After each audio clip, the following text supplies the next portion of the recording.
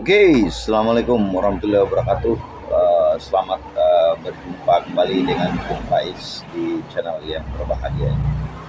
Kali ini ya Bung Faiz akan bicara atau berdialektika lah sedikit ya tentang selamat kepada terima kasih kepada Pak Jokowi dan selamat kepada Pak Prabowo ya bekerja.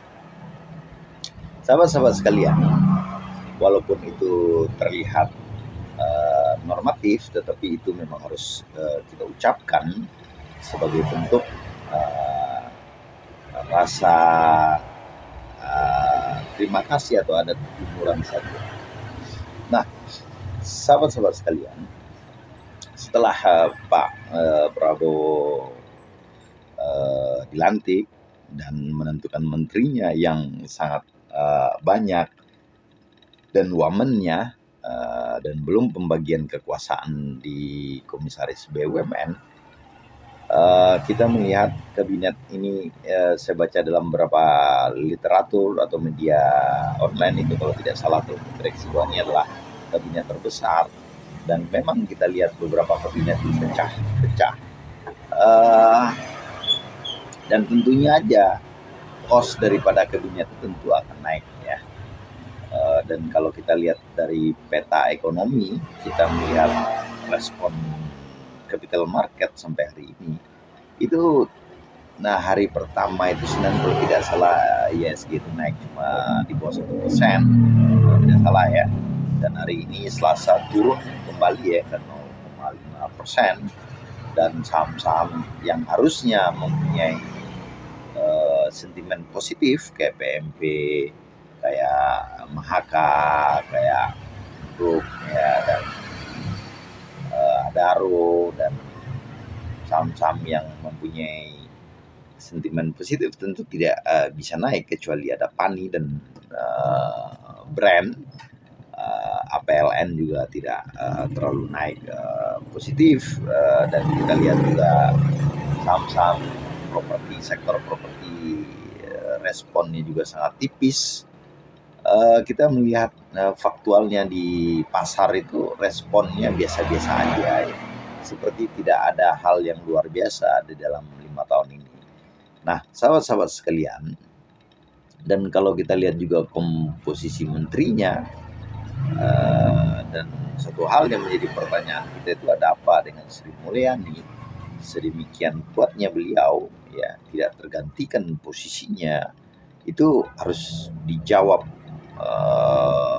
dengan ketat oleh Pak Prabowo ya, atau dengan kinerjanya. Dan kita tahu ya Sri Mulyani mampu mendatangkan pendapatan negara yang lebih baik ya, mampu memecahkan beberapa persoalan APBN, tetapi juga kita melihat bahwa beberapa proyek-proyek besar ya yang kita anggap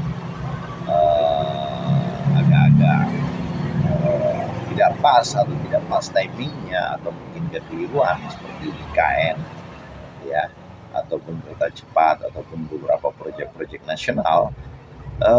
Tetapi sekali lagi Sri Mulyani tetap berada di tampuk kekuasaan Menteri Keuangan, dan kita tahu dalam sebuah organisasi bendahara itu memegang peranan yang sangat penting ya, untuk mengetahui sebuah kapal itu akan karam atau tidak ya.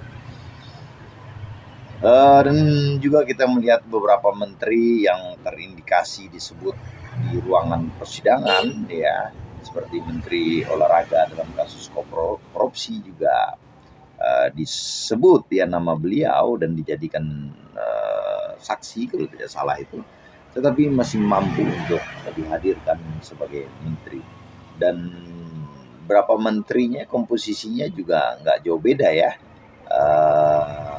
Pak Luhut Binsar yang memegang ekonomi ya, Pak Airlangga ya, Pak Zulkifli ya, dan saya rasa kedepannya ini ekonomi kita sepertinya juga nggak akan terjadi luar biasa, karena sekali lagi apa yang saya pernah sampaikan, di demokrasi palsu atau demokrasi feodal, kata Reza Ramli, tapi saya mengatakan itu demokrasi palsu, bahwa lawan bisa jadi kawan di komposisi daripada pemilihan kekuasaan, tapi di dalam sektor atau fase memperebutkan suara rakyat, mereka jadi musuh. Sahabat-sahabat sekalian, sekali lagi bahwa demokrasi yang diciptakan atau sengaja diciptakan ini menjadikan posisi-posisi partai politik itu bisa melakukan kong kaling kong atau kolaborasi yang sebenarnya bertentangan dengan suara rakyat.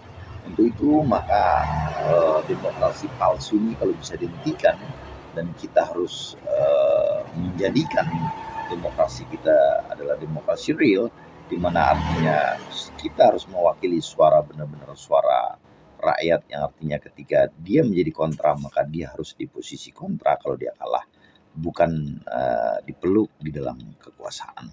Sahabat-sahabat sekalian, kita akan lihat, dan saya mungkin orang yang pesimis dengan terjadinya pola demokrasi yang ada sekarang ini,